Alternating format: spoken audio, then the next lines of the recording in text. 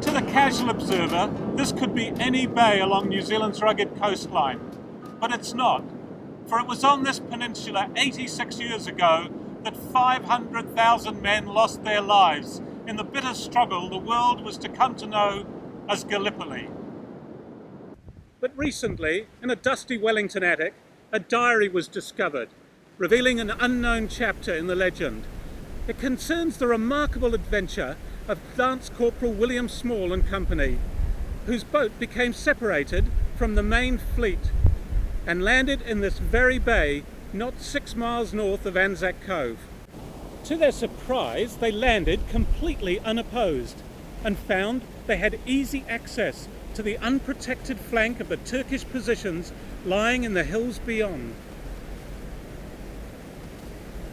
It's hard to believe that just 6 miles south of this peaceful spot, a bitter battle was raging on the beaches and hills at Anzac Cove as the two sides struggled and fought their way into a stalemate. And yet, for 2 days, the fate of the entire campaign lay in the balance as these 92 men and their English officer struggled valiantly to pass this vital information across to their lines. This is their tale, for only now can the tragic events be told of this incredible story that could have changed the course of the war. Why? What is it now? Oh shit, this is just what we need. Right. Hey, what do you think you're doing? Can't you see we're filming here? Oh, g'day. I'm sorry, but we booked this beach days ago. What? You can't book a beach. Well, we did. Liz, is Gerald ready yet? But why this one? Couldn't you use another one? No. We're doing a documentary for Channel 9 about some Australian soldiers who arrived on this beach by mistake in World War I. Australians? No, they weren't. They were New Zealanders. I've got the diary from Wellington. You're those guys. Sebastian told us about you. You would be finishing off here. But we've... Sebastian. Not Sebastian Hump. Yeah, he told us the story. Although we've done a few changes, they're cosmetic changes to suit our Australian audience. He's supposed to be our bloody producer. Hang on, look, I'm going to sort this out. Bloody fly's legs? Shit! Must be contacts. Nobody move. No reception. Who's that? Oh, him. That's Ken Livestock, our last remaining Gallipoli veteran. Adds credibility, really. Now, if you'll excuse us, we're busy here. I don't believe this. Come on, let's go. We better see Sebastian.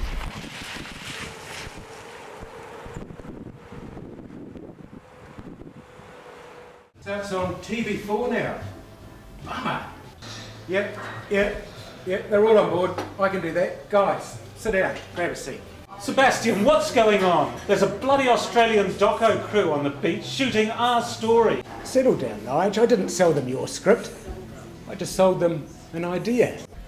It's our story. That's the bloody problem. We can't even shoot. They've booked the beach. They've even got an old veteran with them.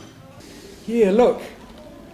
I've been giving some thought to that. That's a good idea. We could use a local, or even better, Kirsty could do it, and it'd be a lot cheaper.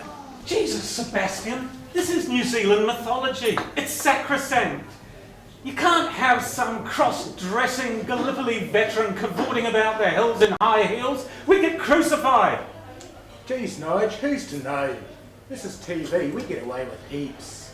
Besides, an old codger will add a bit of human dimension. You must admit, it's a bit thin visually. By the way, how did the shoot with Rupert Wellington go? Christ, Of that. course, the Gallipoli campaign itself was an unmitigated disaster. The tragic waste was purely poor planning by pompous generals who were simply pursuing personal glory. Get out! Bloody students have no respect. A standard soldier suffered some simply atrocious circumstances. Certainly, but surely the same could be said of the Turks. Excuse me? I said the Turks must have suffered equally, if not more so. Turks? I think you'll find it was the Germans we were fighting in World War I and II, if I'm not very much mistaken. For God's sake, Gallipoli is in Turkey. Everybody knows that. Look! Turkey? It might have been. You really haven't got a bloody clue, have you? Well, no. History's not my strongest suit. But if you'd asked me about postmodernism... It was a complete waste of everybody's time. There's no way we can use it. Oh, well, it was worth a try. Well, he is a university lecturer, though. Yes, but in bloody women's studies. I don't know why I bother. Maybe we could shoot it at another beach. Why even bother coming here if we're not going to use the right beach? We could have just stayed home and done it at Foxton or somewhere. Yeah, it'll be fine. We can get some footage later on. In the meantime, relax, see some sights, loosen up.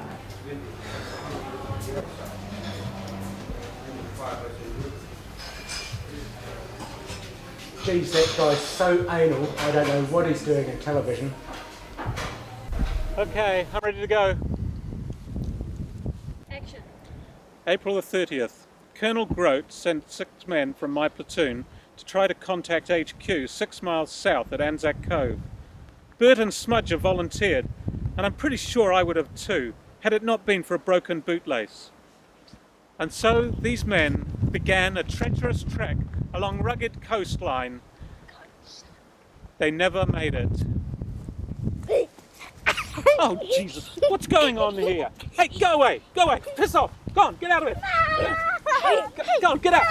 What are you doing to my kids? Are you pushing my kids? We're trying to make a bloody documentary For God's here. sake, they're just having a bloody look. Who the hell do you think you Well, are? I'm a- God, just push off. Nige, look, I've got a few bits and pieces here, bayonets and badges and stuff. We could spread them around and create a bit of atmosphere.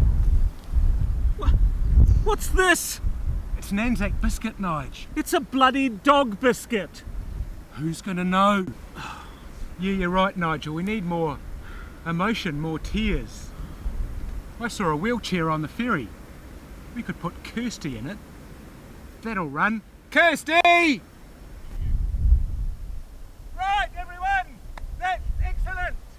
Come on, Nige. Take it from the bit where they overpower their officer. But they didn't overpower him. That's the point. He had dysentery. And don't call me Nige. My name is Nigel. Oh, come on, Sebastian, this is bullshit. This isn't some petty soap opera. It's supposed to be a serious documentary. You still don't get it, do you? This is what the punters want. Action, drama, intrigue. Not some dusty old story from last century. Sure, it's got some good plot points, but we're creative people. We can make it better. Make it better?